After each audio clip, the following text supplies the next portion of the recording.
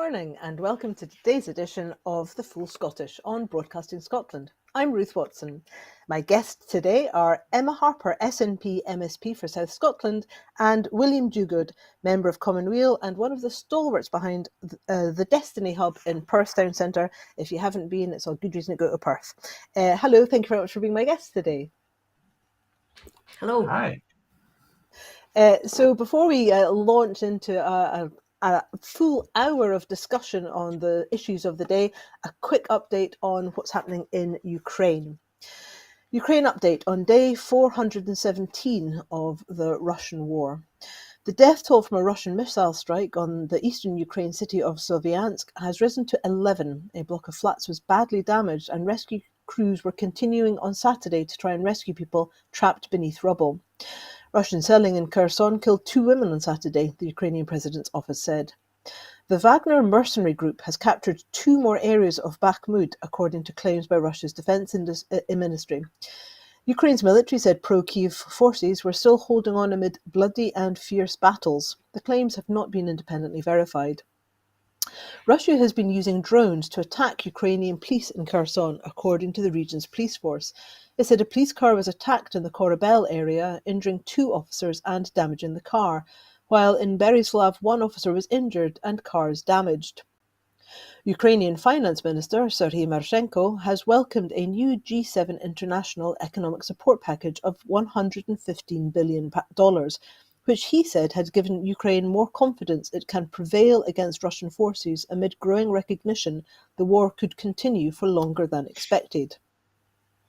President Volodymyr Zelensky spoke to the French President Emmanuel Macron on Saturday. In 2 weeks, the Ukrainian president said they had discussed Macron's recent visit to China to meet President Xi Jinping. Poland and Hungary have banned imports of grain and other food from Ukraine to protect local farmers, officials from both countries said on Saturday. Ukraine's grain exports have been transiting through the European Union to other countries since Ukraine's Black Sea routes were blocked by Russia's invasion. The UK Ministry of Defence has said new Russian law has removed an obstacle that has allowed some men to dodge the draft and suggests Moscow anticipates a lengthy conflict in Ukraine. At the end of a visit to Beijing to meet President Xi Jinping, Brazilian President Luiz Inácio Lula da Silva told reporters that the US should stop encouraging war in Ukraine and start talking about peace. Well, it's one of those things, isn't it, that the Ukrainian situation is going to continue to have reverberations in so many ways on the international markets and the international politics.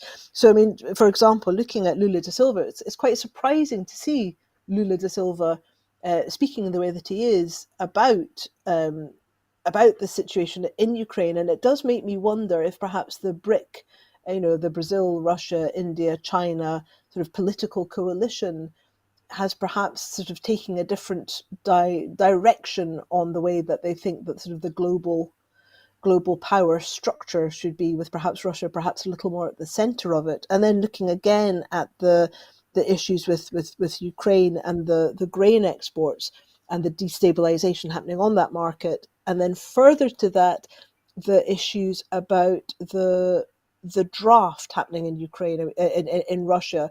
Russia using quite invasive means of sort of tracking people down. If you make an appointment to see the doctor, then it'll flag up that you've dodged the draft or that the draft has been issued to you through your doctor's appointment. So there's quite a lot to unpick there. But what's your perception, Emma, of the way in which the situation seems to be embedding itself more into a state of this is where we are now? I mean, what you've described, Ruth, I mean, the complexity of it all is, it's like, wow, yes, how would you unpick all of that? There's a lot of detail in there that I'm concerned about. If you're flagging up or tracking people based on doctor's appointments, it becomes really obviously very challenging for people to even think about even having a normal life or normal ability to get on in the world. I mean, I read this week about the terrible issues of putting a soldier's head on a spike And I just am a bit gobsmacked at how a human being can do that to another human being. And I think there's really like big international issues that need to be, I suppose, figured out. I mean, I'm not there on the ground thinking about how we end all of this, but I think what you're describing with the complexities is really something that our global leaders need to obviously be be very aware of and figuring out what to do to end all of this. And William, with your Commonweal head on, you spend a lot of time thinking about social issues and the impact on, for people, sort of the ordinary people living in communities. Um, and and so the impact of the Russian war in Ukraine, for example, on food prices and on basic standards of living and on the social upheaval that comes with so many refugees being quite rightly given homes and sanction, safe places to flourish. I mean, have you got any thoughts on the social impact and the reverberations that we will perhaps see going forward? Yes, well, it's one very, very disruptive event following on the heels of another, which was the COVID outbreak. And you simply can't have a war of this magnitude in mainland Europe or indeed anywhere and not expect this sort of disruption on ordinary things. Ukraine's identity as the breadbasket of Europe certainly has had a big impact on food prices at just a time when you're least able to put up with that. So yeah, the reverberations in all sorts of ways will go on for quite some time to come until something is found that will end the conflict and bring the stability back to that part of Europe. And at the moment, that is not anything that's evident. I can't see it coming from anywhere. I think it will ultimately come from the geopolitics and perhaps the influence of the BRIC nations, as you mentioned there. And certainly, it's going to be a reset for the world when it comes to an end, because it will say something about where Russia is, it will say something about where the West is, and it'll say something about where China, most importantly, is. And that will again have all sorts of unforeseen impacts on us all for years and decades to come. And in terms of, I mean, the UK, for example, the UK is evidence coming out today that the UK is sort of now being really seen as a cut price economy post Brexit. Jacob Rees-Mogg's dream of Europe, of the UK being like Bangladesh, seems like it's sort of coming horrifically true. I mean, the figures coming out saying that the UK has the lowest labour force participation in G7, a flatlining economy, rising debt, with a privatised vital national infrastructure, especially across much of England, with energy and transport. I mean, and look at what's happening with the water supply and the waterways in the nationalised section, sorry, the privatised industries in England. And sort of underinvesting in the economy, throwing away billions on vanity projects and stuffing friends' pockets with PPE cash. So, I mean, the UK civil servants are really kind of up against it in terms of trying to keep their political masters happy while sort of keeping the basic fabric of society, sort of the functioning of society together. So, do you think that the UK civil servants are up to the task? And do you think that UK governments are too influenced by think tanks and perhaps sort of vested interests and sort of their directorships in various roles? And of course, I mean, Brexit is the massive destabilizing force that many would say has got Putin's fingerprints all over it in terms of destabilizing. And so when we're looking at the UK in the context of this global paradigm shift, which could well be happening, it's sort of not really Great Britain anymore in many respects, is it? I mean, what's your views on the direction ahead and the pressures that are on, for example, those hardworking civil servants that are just trying to keep things together? Who'd like to answer that? Me William, first? William, William, you can go first. Well, I think the UK has become a very sick country in the way it's looking at things, and particularly who we elect to Parliament and why we elect them to Parliament. The priorities do appear to be very, very wrong, and I do think Yes, the civil servants are up against it, but there is a question as to how we even choose our civil service and how we run public life, because civil service tends to be fairly talented generalists, tend to be fairly young. They have a nice wee exam to sit, and that's all very well. But in terms of experience of life and getting out of trouble when your policies get you into trouble, I don't think there's the level of advice that perhaps politicians need. Politicians themselves, I've just slagged them all off, but they're pretty much up against it in terms of the time they've got to depend on their brief. So they're very dependent on the civil service to tell them what's going on and where to go next. And I don't really think there's a coherence about the way we do things. And that's why we tend to go for short-term solutions that don't work and then be quite unable to get ourselves out of trouble. At that point, I'll hand over to the but is that politician. not the but is that not the point, Emma, of the civil service? I mean, the civil service is supposed to give the continuity that the political sort of flux, perhaps, might otherwise not have. And I guess my concern is that the sort of the political slant from Westminster coming about civil servants is because they are almost, it's almost like the civil servants now are being pulled into this enemies of the people sort of umbrella that seems to, we've got lawyers and judges and, I mean, basically anybody who doesn't agree with the political masters down in London seem to be tarnished with this brush. I mean, do you think that it's a fair accusation? I'm not that William is accusing them, but some of the narratives that's coming out, for example, from London about the civil service, do you think that that's a fair accusation? What's your experience been of the Scottish scenarios? Because Scotland, of course, is different in the way in which we tend to work with our civil service. Yeah, I mean, I know that, like in my experience, working with the Parliament officials and the people who support our cabinet secretaries and our ministers when they come to committee to give evidence, everybody has obviously, they've got what William's describing as their generalists. They're highly educated though in their specific fields, and for me, I'm really keen to look at how are we doing compared with other countries, and I say we as in Scotland because we are a separate country than England. And yesterday I just spent the half a day talking about the well-being economy and talking about how we really need to look at doing things differently and how we can't always just do things the way it's been. And so I would support a civil service that is open to not defending the status quo, but open to looking at evidence, looking at what other countries are doing in order to make them successful economically.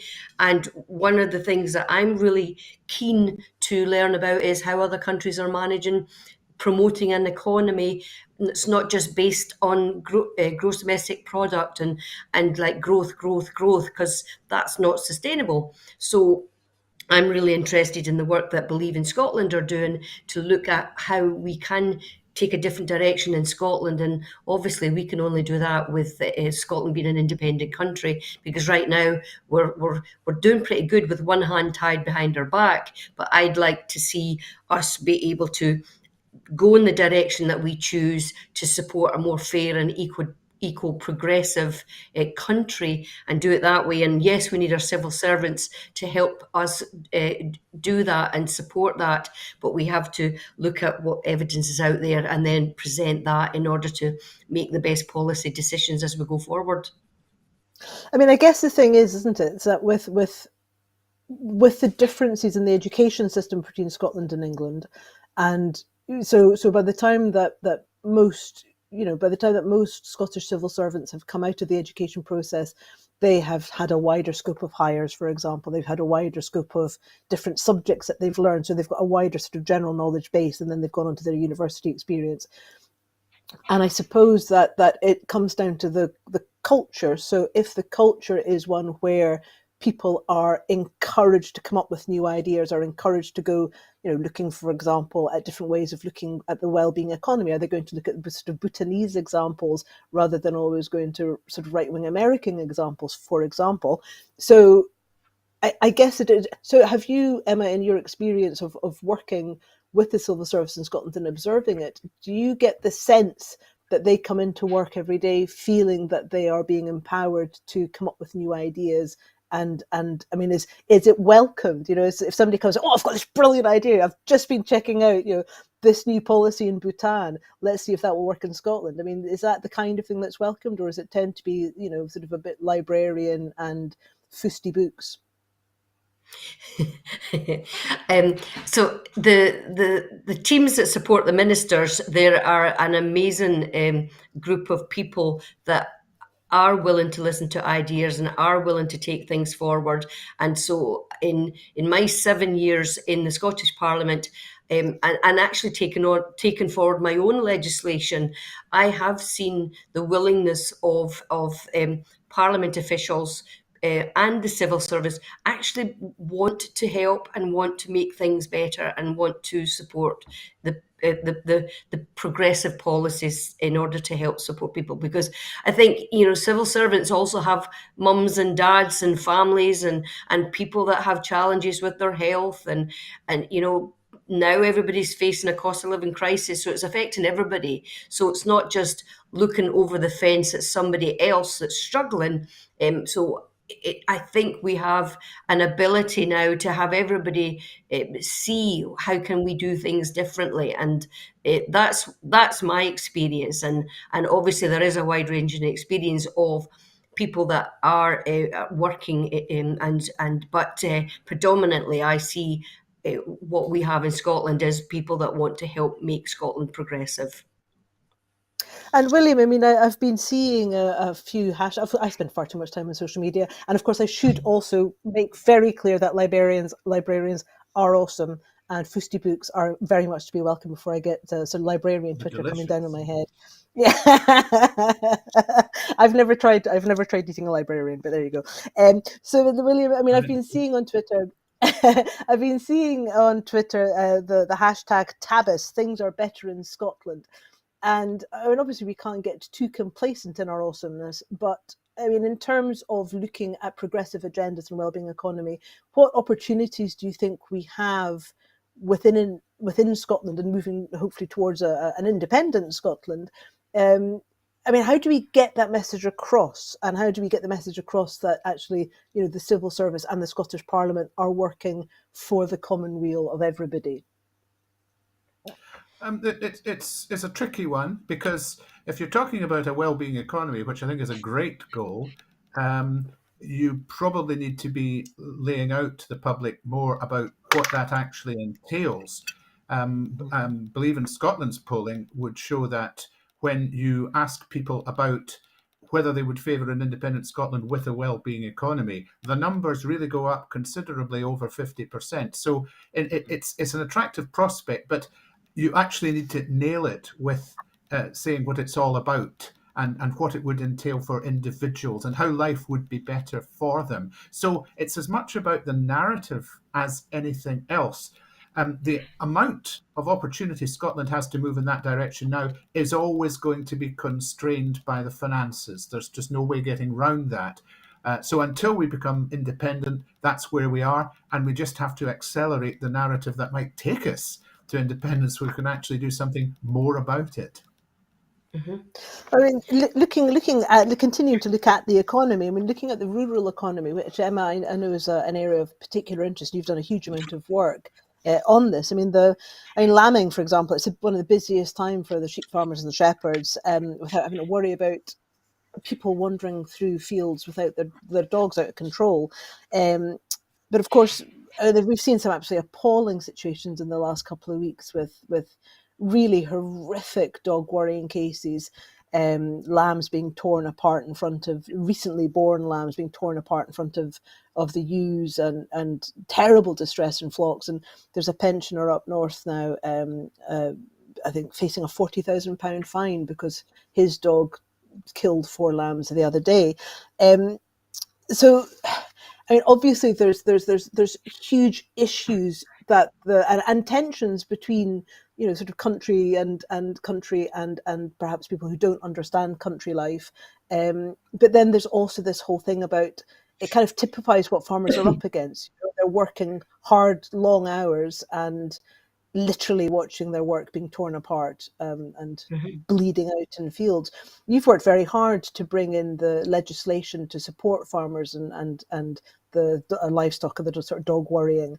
Um, what are your perceptions of the ways in which we need to go forward and perhaps inform people better so that they can enjoy the countryside responsibly? Mm-hmm. Yep. No. So it's actually really important that you bring this up right now, Ruth, because we are right in the middle of lambing season. Some farmers up north, Caithness, haven't started lambing yet, and we know that with the better weather, people want to go outside, and we know we need people to go outside, especially to exercise their dogs, because it helps your mental health as well. But we do want people to do that responsibly, and so some of the work that's already being done by the Scottish Partnership Against Rural Crime, that to raise awareness of what responsible access to the outdoors is. That's really important. And the work of Spark, and in my local area, it's the Dumfries and Galloway Partnership Against Rural Crime. They are really committed to helping raise awareness of access to the countryside. And we know that, the farmers' fields are their workplace, and we know that people, want to go outside, but we do really need to support education, and accessing the outdoors means following the outdoor access code, so that can be accessed by going to Nature Scot. So there's a combination of education, and of course the legislation um, doesn't, or the update in the legislation that I took forward, widens the range of ability of the Crown Office to maybe exert a £40,000 fine on somebody, but obviously each individual situation will be taken into account when a horrific incident occurs. I spoke to a farmer last week who had 16 of his lambs attacked and killed. And, and just hearing him talk about it was pretty awful for him. And he said, if anything good could come out of this, it's that people know and that they're aware of the damage that a dog can do, and that people need to know that, their dog is capable of attacking any lambs, any livestock. And so people do really need to think about responsibility. So there is an onus on people to be responsible, to know about the access, to keep their dogs under control, and I think we now have farmers that are reporting the incidents as well, because they have confidence that the legislation that we took forward updated 70-year-old legislation. And I think the farmers have more confidence now that if an incident does occur, that they can report it and then the police will take action. So that's where we are at the moment, seeing the effect of empowering the legislation, or to make it more powerful, so that people can be pursued for the damage that they cause to the farmer's livelihood. And there's emotional issues as well as just the financial issues that we really need to be aware of as well.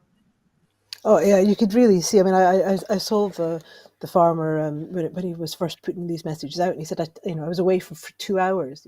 He took a 2 hour break and came back, and it's not just the lambs; it's like the breed stock for the next few years. It's awful. And of course, for people, there's also that risk, is that if you're walking through a field with cattle that have got calves and you've got a dog, you're much more likely to be attacked, and that can be lethal. So people really need to understand the country code. But in terms of also then looking at the rural economy and the complexities of that, I mean, I note the other day that the price of milk has come down. And when you're looking, I mean, for example, in Shetland now, I never thought the day would come that Shetland might not have its own dairy industry. But we're looking at, I think there's down to 2 dairy farms now in Shetland. And of course, then if the boats don't come in, all this imported milk doesn't happen. And so people in Shetland are wanting to go and get their local milk again. And I mean, all power to the farmers in Yorkshire. I don't begrudge them in the slightest, but the central belt of Scotland's getting milk shipped up from Yorkshire, and going past all this fields with all our own cattle in it, and our farmers are really struggling. And now we've got this cut in price for milk, which is great for punters during the cost of living crisis, but again, it's going to end up meaning higher prices if our dairy farmers go out of business. So, I mean, William, in terms of again, I guess looking at the well-being economy, what does it mean when our rural economy is being so hammered that farmers are facing going out of business, which will in turn push up shortages of supply, which will then, like we're seeing with eggs, that will then push up prices. And of course, there's a real Brexit undercurrent to all of this. Yeah. The well-being economy applies as much to the rural economy, if not more so, because it's currently suffering a bit, as it does to anything. And the well-being economy has to take account of all parts of the economy and make it work better for everybody, for everybody's health and general well-being, of course. I think one of the fundamental structural issues about the economy right now, the whole of the economy, is that housing is too expensive and food is too cheap. And somewhere along the line, it would be good if we could rebalance the two a bit better, maybe a wee bit back to where they were many years ago. And I think that could be achieved without making ordinary folk worse off, although it might hit at the pockets of some vested interests. In terms of how to improve things going forward, I think there have to be improvements in the infrastructure of the rural economy, and particularly cutting food miles. We should not be having things that can be produced locally, shipped in large amounts up from Yorkshire. That's insane. And we should certainly not be thinking in terms of imports of meat from New Zealand in the world as it currently is. We need to be looking at have more localized produce as an aim and taking away the barriers, whatever that may entail. In Scotland, I think it's principally a question of infrastructure and investment. We need both of those. At the moment, I don't see it happening, but I do applaud what the Scottish Government is trying to do, again, with the limited constraints that are limiting them from taking what would be the proper and total action. Mm-hmm. Well, I mean, Emma, I was at a conference organised by a group called Bioregioning Tayside, which I have some now involvement with, looking at ways in which we could embed community-supported agriculture into the local economy. So looking to see ways in which Dundee and Perth, for example, could be served by local farms and local producers. And it kept coming back to, and a huge chunk of this comes back down to procurement. And I know that the area of the world that you live in actually has done some extremely interesting and powerful work looking at procurement and making those commitments. So what do you think that Dumfries and Galloway, some of the successes that you guys have achieved, could be rolled out further across Scotland to embed community-supported agriculture with sustainable farming and short food miles? Short food miles could become part of what the Scottish Government's philosophy is. Yep, definitely. I mean, because I've been on the rural committee in the last parliamentary session, and I do represent a huge rural region, and so local supply chains, short supply chains, local procurement has been a big issue. And I know East Ayrshire Council are doing a phenomenal job in making their produce that's local go to local schools, for instance. And so that's something that is really, really important. And, for me in my area, I mean, we've got 48% of Scotland's dairy herd in the southwest of Scotland. We grow grass really, really well. So I think supporting the having the milk processing, yogurt processing, all of that right on our doorstep, so that then we support local short supply chains, is something that I'm witnessing with our local farmers markets. I keep talking about how between Langham, Castle Douglas, Kirkcudbright, Dumfries, Stranraer, they've got these markets that are now showing the people where their food comes from, and it's all local. And we know that in Scotland that the food is produced to extremely high welfare standards. Our beef and our meat is extremely high in welfare, and that's what we should be supporting. And as William says, really, do we really want to be supporting New Zealand lamb or the New Zealand deal when we produce great food on our own doorstep? So I think that we should be asking the government and showing that we should be promoting shop local, buy local, all the way throughout our supply chains in Scotland. I mean, I know we have to move on in a second, but do you think when you watch some of the rhetoric coming out of the Scottish office, for example, Lord Frost and others, the kind of way in which they are now talking about Scotland, it sort of almost seems to me as though I kind of hear the echoes of something that could be coming to undermine very much our autonomy in terms of food and drink and farming. It's the Internal Market Act. I fear will be used quite harshly upon us quite soon to force, for example, some of the food coming from these post-Brexit trade deals. Do you have any sense that that might be an issue, or am I just worrying for nothing? I don't think you're worrying for nothing. When I talk to colleagues, Pete Ritchie from Nourish Scotland and Heather Anderson, who was a farmer in the Borders before she became councillor, they are extremely worried about the Internal Market Act and how it's going to affect our food supply and our ability to basically support our own production in Scotland. So I think it's something that we really do need to be concerned about. Well, it's a watch this space. I'm sure this is an issue we will come back to because it's pretty fundamentally crucial. So moving on to Labour, Labour, seriously, what has happened to that as a party? But Labour's attack ad campaign has apparently caused more harm to Keir Starmer's party than the Tory ads accusing the Labour leader of being soft on crime. Could the difference be in how they're being portrayed by the media, or is it, are they doing the damage to themselves? Really, what is the point of Labour anymore? I kind of don't really understand what their line of thinking is, or is it that perhaps the Scottish political outlook is one that we're sitting with our head in our hands, just kind of looking at what they're doing, and it's playing it really well to an audience down south, which perhaps I don't quite understand their political perspectives anymore. I mean, where do you think this kind of political demonizing of individuals in pretty grotesque ways, really? I mean, how do you think that plays out, Emma? You're somebody who's, you've been involved in politics and political campaigning. Has the ethics in campaigning just completely gone out of Labour?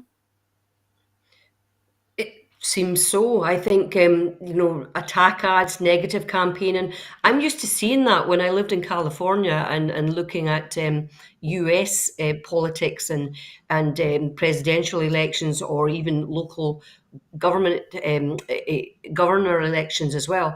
I know there's been certain even Labour Party politicians that have been condemning the attack ads that Keir Starmer seems to be defending, and other senior members of his front benches. It's there are aspects where we've seen negative campaigning can be effective in the short term, but really in the longer term, for if we want people to respect politicians, if we want people to have trust in what policies are being taken forward, we really need to be working to create feelings of trust among the politicians that are trying to campaign. We should be campaigning with leaflets in our hand that show the positives of what politicians and parties want to offer. We shouldn't be using these negative attack methods. And obviously the recent polling has shown that it's had a negative impact on the perception of Mr. Starmer. But it's very odd, isn't it? I mean, the way in which he just the way in when there's so much ammunition that could be used, that's sort of fair comment. I mean, they could have said Rishi Sunak's quite happy to make you drink your water that your own fecal matter has been floating in. People would have understood that because I mean, look at what's happening in England's rivers. I mean, that surely would, if you're going to go sort of attack ad, surely that would be something that people can see is happening rather than the pretty grotesque accusations that have been made. And William, your eyebrows just about went over the back of your head there. You do that. So in terms in terms of political messaging, do you think that a Labour general election win is dependent on the Tories losing it, or do you think? I mean, what do you think is the method that Labour's trying to win? And I mean, do you think the Tories can hold on? I mean, what's your perception when you sort of look at the augurs in the electoral augurs? What's your sense of what's happening, and also what's your sense of what's happening in Scotland? Do you think that all these sort of suggested gains for Labour in Scotland are going to make any difference, and will they come at Tory expense or at pro-Indie party expense? I've quite a shopping list there. Okay, Oh yes. I'll probably answer them all in this one go. At a UK level, I don't know quite what Labour's strategy is at the minute, because the next election you would expect should be a slam dunk for Labour, just on the basis of what the Tories have done in the last 12 months. But as so often seems to happen with parties, when the Tories go off to the right and to all sorts of insanity at the moment, Labour seem to react by moving into the space they've just vacated, if you like, the centre right, which isn't really speaking to what I regard as Labour's core vote. Labour needs to be producing a positive message for its core vote right now about what it would do to do things differently, to make the place better. And personal attacks are never a particularly good idea. Negative campaigning, I think, is sometimes successful, but you can't rely on it for the long term in any way, shape, or form. I think that the Tories have a chance in the next election because they're going to play the "Hi, I'm Rishi" card, and that may be what the Labour ads right now are in reaction to, the perception that that may be beginning to cut through. Of course, it's absurd that Rishi could cut through with the common man sort of approach, because is miles away from what any common person in the UK would recognise as reality. He lives in a completely different world. In a first past the post system, you've always got a chance, and the Tories could fight their way back to get to at least a hung parliament. I think that's possible. But you never quite know what changes voters' minds. And there is sometimes a sea change in politics. We saw one in 1979, we saw one in 1945. And we could be getting to a sea change where people get so fed up of the way things have been going, which is shown in area after area after area, be it corruption, be it partying, be it just elitism and handing money to your pals, that there has to be a change. And we might see that in the next UK general election. How that cuts through to Scotland is a very, very interesting question at the moment, because it seems to me that the SNP has some considerable work to do to shore up its core support, and it cannot, at this point, I think, rely on the pro-independence vote to keep itself up in the polls when it comes to the next UK general election. People will see it as a free hit. They will see it perhaps as not particularly relevant to independence, because it will be very difficult to portray it as a de facto referendum. And so I'll be very interested, for example, to see what happens in Rutherglen and Hamilton in that by-election, should there be one. But it certainly looks as if Humza is preparing for one there. That might be a sign. But I think there might be some interesting times ahead. So, I mean, when we're looking at what's happening with the SNP at the moment, I mean, it's on the one hand, you could look at it and go, wow, there's some bin fire happening. On the other, you could look at it and go, it was just, the police investigation was just so over the top that I mean, I was astonished to see, sort of like Daily Mail writers going, yeah, this doesn't wash, there's something going on here, and so I mean, Hamza Yusuf, having a new room, and seeming to be very much open to going, you know what, let's just do things differently. The NEC meeting and saying, okay, well, yes, let's do things differently and sort of make things more open and transparent and get back to grassroots politics. I mean, William, I'll come to you first because obviously Emma, William, you're sort of party neutral, and Emma, you obviously have got your own views, and I'll come to you in a minute. But what do you think, William? I mean, do you think that they're getting on the right tack? And I mean, do you think that those people who say that actually it doesn't really matter what the police come up with, the sort of the legacy of the Sturgeon years is well established, and it's going to take more than a big tent to put people off? Well, ironically, a big tent is what Hamza needs, because he needs to be reaching out to people and making connections with them, and in order to repair any damage that there has been, whether or not it's justified. And I agree with you that the police operation was interesting. You can just about defend it on the grounds of it being a high-profile case, but it seemed very over the top, and I know that did resonate with people. I hear in the hub from people who say, "Come on, that was just a bit much." But Hamza needs to be reaching out first and foremost, I think, to the members of the SNP to almost get away from the idea of continuity. I don't think continuity does cut it anymore. I think he's got to say, okay, we're going to look at how things were, and we're going to see if we can do things differently, and we are going to listen to our members. The same is true to an extent of the independence movement, and he has to reach out to the independence movement to say, this is going somewhere, and we're going to do this in partnership. That would be a good thing. And I do think that the early signs are actually not all that bad on that front. The appointment of Jamie Hepburn was very interesting. What he did yesterday to the NEC in terms of how that reflects amongst SNP members, that's interesting if it comes up with something concrete. The problem that still exists is we don't know what's to come out yet and how bad this might get. And that could be a problem going forward from an electoral perspective.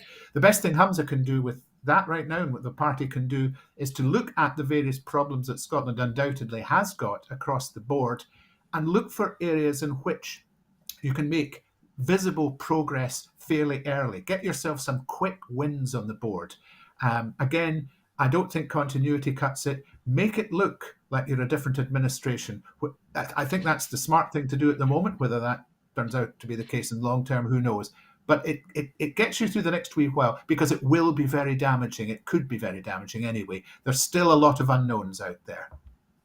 So, I mean, in terms of that, William, do you think that, for example, looking at the HPMA that has high protection marine areas, we've got this fisherman with his very powerful song, "The Clearances Again," and people in the Western Isles and the coastal community saying that Edinburgh is as remote to them as London is to Edinburgh. In terms of the deposit return scheme, which, I mean, I've been speaking to a number of people in the industry who say this is fantastic for Coca-Cola, fantastic for the big people that have sort of, are set up for this. No wonder they're keen on it. But for the small artisan microbreweries, for example, perhaps there should be certain exemptions there. Do you think this is an opportunity for there to be a bit of a pause held, and how would that then work with the Butte Agreement? So do you have any views on that?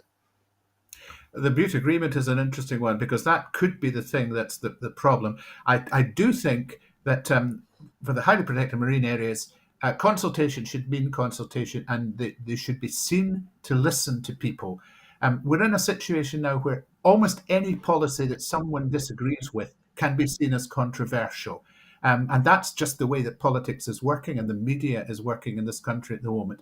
So the only way out of that, I believe, is to be open and honest with people and to involve them in the discussions. The deposit return scheme is exactly the same. There is room for maybe introducing it in a sort of staggered way, so that it affects the big operators first, where that's going to work quite well. And then when we take the concerns of probably the smaller operators into account. So it's as much about presentation as anything else, but it's also about listening. Very, very important. The reputation, the previous SNP inner circle had was of very much talking to itself. And I think that culture needs to be seen to change. It may or may not be a justified charge, what I've said about what happened before, but it does need to be seen to change. So Emma, I mean, I'm sure you've been full of things that you'd love to say at this point. But I mean, you've got your constituency covers a huge area of coast. Um, in many ways, the southwest of Scotland is as remote to Edinburgh when you look at the time it takes to travel there, because your infrastructure has been so, underfunded for so many years, as many areas in the Western Isles, for example, are. So, I mean, what are your views on the way in which the reset button could be hit that would make a difference to the way people in the southwest of Scotland feel about the administration and about for example, an SNP/Green administration? Mm-hmm.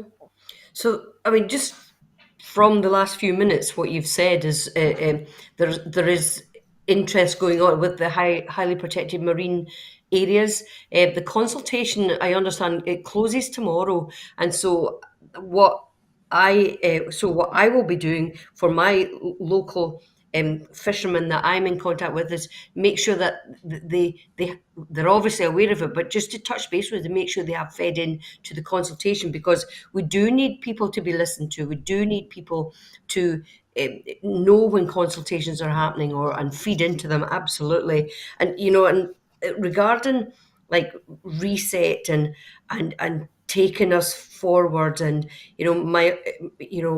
I support that the First Minister, the leader of our party, wants a more transparent and open approach to the governance of the party. And so that's something I welcome. And I know a lot of my colleagues welcome a more transparent and open approach to be taken as well. And we've got issues around. I know Humza's been tagged as the continuity candidate, but I think it's something that we should be. Let's look at that. I mean, there might need to be continuity, or there is continuity as far as taken forward the progressive policies that are laid out in the manifesto. And but we've already seen that we've had a cabinet changes. We've got new ministerial posts. We've now got a cabinet secretary with the title of Wellbeing Economy in the portfolio. So I don't think that's continuity when we're actually looking at making a difference for the people, as far as tackling health inequalities in Scotland as well. And, and I think we do, for me in my area, as you've rightly said, it's pretty rural. And I know people in Stranraer and Wigtonshire do feel pretty remote from Edinburgh, 260 miles away. And, so they do feel sometimes left behind. And people often say to me, we are forgotten. So I know already that there's a commitment from the First Minister to engage with the people in the south of Scotland. And he said that on the very day that he was announced as the First Minister, in one of the questions from one of the journalists. And I've already seen that work has been taken forward to look at how are we going to engage differently, because I think people that live in rural areas might not be familiar with what happens in urban Glasgow and Edinburgh and Aberdeen. So I think we need to see an openness and a transparency and engagement and listening to the people, especially, of course, I'm going to shout out for the people in my South Scotland region, because I want them to be heard and engaged with as well.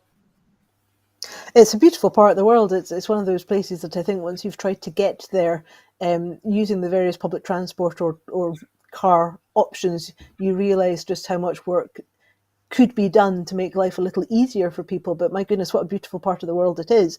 I mean, have you noticed any difference? I mean, anecdotally, I know where I live, for example, the local SNP group says that they've had 60 new people join in the last month. I mean, which is phenomenal, really. I mean, for a small area. Have you noticed in your area, have you got any anecdotal evidence? Are people voting with their membership fees? Have you noticed any upturn or downturn in your area?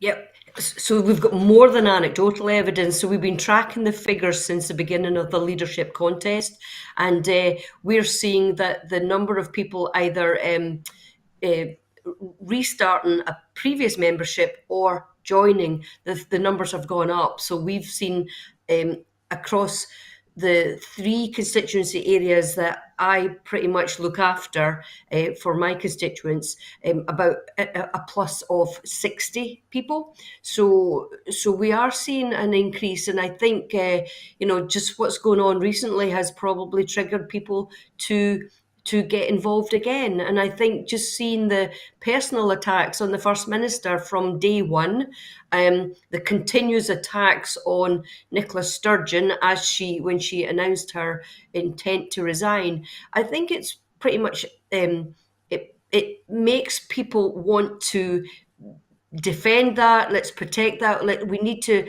have our politicians that we support that are going to bring independence for us in Scotland. I think people are now starting to get more engaged and more active again. So after COVID, it was a really challenging to engage with people. We couldn't go in chap doors. We couldn't meet in the public hallway, in the public halls. So I think now we are seeing a bit of a resurgence, and I think it's probably a good time to reset and take things forward. And I look forward to the First Minister coming to Stranraer with the travelling cabinet, or coming to Dumfries, or coming to whatever town in my patch to bring the cabinet to do outreach and get in about the grassroots communities. And I'm sure that's what the First Minister will do. Talking about outreach, we've got, President Biden very famously has just come and finished a sort of meeting in Ireland, and spoken very strongly as a strong advocate for the peace process in Northern Ireland, which of course is being impacted heavily by post-Brexit chaos really coming out of Westminster. And the British media did not seem to take well to the difference between the way in which the Irish government was met and the way in which the British government was met by the Americans. There seems to be the special relationship looks like it's kind of shifting a little bit. But this week we've got the Tartan Parade, Tartan Week, Tartan Day in New York, and I mean the potential there for Scotland to sort of really be making inroads in the way in which the Irish have.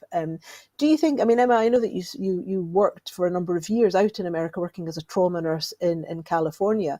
Do you think that the relationship between Ireland and America is much different from the relationship between Scotland and America, or is it just that we hear about it differently because there seems to be something of a tendency that anything that's successful in Scottish doesn't really get celebrated in the UK media?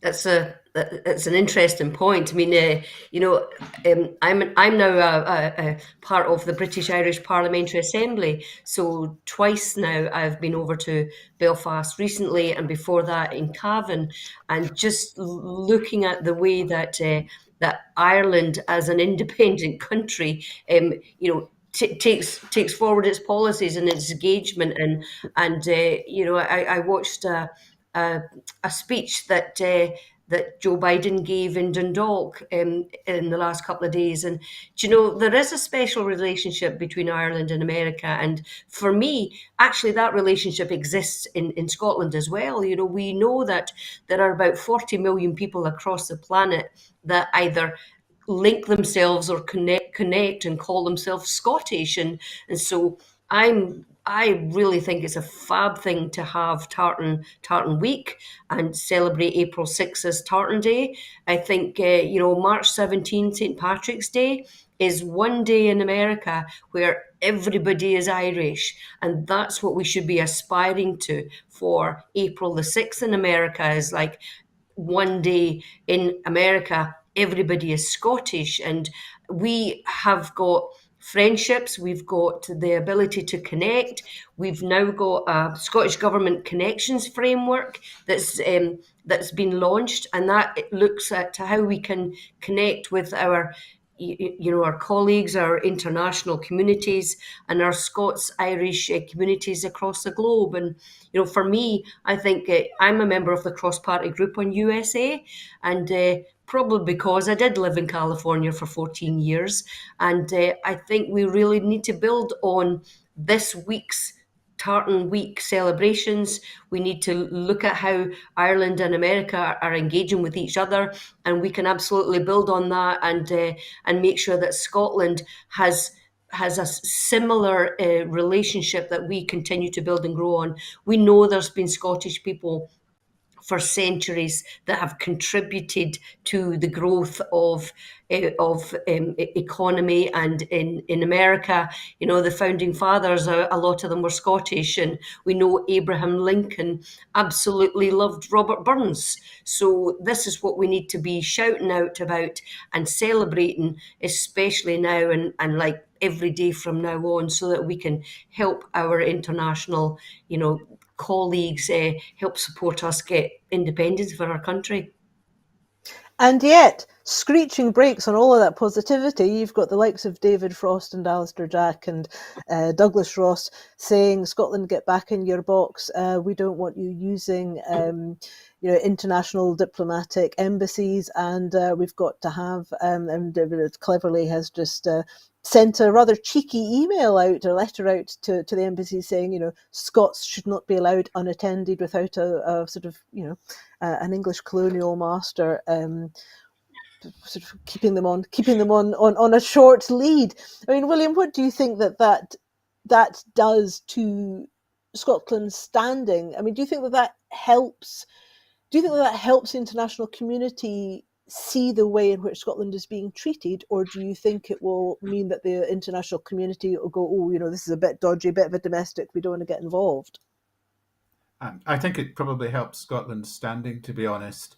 I think actually the UK government should have someone follow Scottish government ministers playing a lugubrious tuba solo wherever they go abroad. And everybody will see, this is what you guys have to put up with? Come on. Mm-hmm. No, we should, just to rub their noses in it, we should enhance our relations with America and the rest of the world as much as we possibly can. We're going to be global citizens. We're going to be a global country. Let's do it. Interestingly, one last anecdote about the Scottish-American relations. Of course, Neil Armstrong had Scottish blood in him and got the Freedom of Langham in 1972 in a slightly smaller scale to what Joe Biden just did in the Republic of Ireland. So there is endless potential. Let's exploit it. I mean, interestingly, when Scotland becomes, or if and when Scotland becomes an independent nation, anybody who has a grandfather or grandmother that is Scottish could be looking for Scottish citizenship. Do you think we would see like a rise in interested and engaged citizenry? I mean, we've only got two minutes left, so 30 seconds, William, and then 30 seconds, Emma. What do you think Scotland's space on the world stage could be post-independence in terms of engagement and support? I think we could be a bit of a cultural beacon, and we should be. It's as simple as that. We already are to an extent, but let's make the beacon shine more brightly and use everything we've got to make that happen. That's it. What do you think, Emma? A bright beacon or a shuttered box with cleverly holding the lock? An absolute bright beacon where, when we are seeing the Northern Lights earlier, that this is where we need to use that to attract people. Our progressive policies, our welcoming of anybody that wants to choose to live in Scotland, our ability to support and welcome and be kind to people is absolutely what we should be celebrating. And if anybody wants to come here, I would say the kettle's on, you're welcome. Well, what a lovely way to end the Full Scottish. Start off with a kettle in our opening idents and end up with an image of a kettle welcoming a buddy. Well, that's it for this week's Full Scottish. Before I go, I just want to remind you that at Broadcasting Scotland, we depend on the generosity of our supporters. So to everyone who has donated and to everyone who has signed up to make a monthly regular payment, thank you very much. Our programmes will always be free to view. However, if you can afford it, £5 a month would be just ideal. So please consider becoming a regular Broadcasting Scotland supporter, but we do take one-off cash donations. Right now, we have a pressing need to raise £30,000 to pay our bills. The cost of living crisis is hitting hard, and that will ensure that we are able to continue making programmes. Thank you again very much to my guests, Emma Harper, MSP, and William Duguid. And goodbye, and thank you for watching.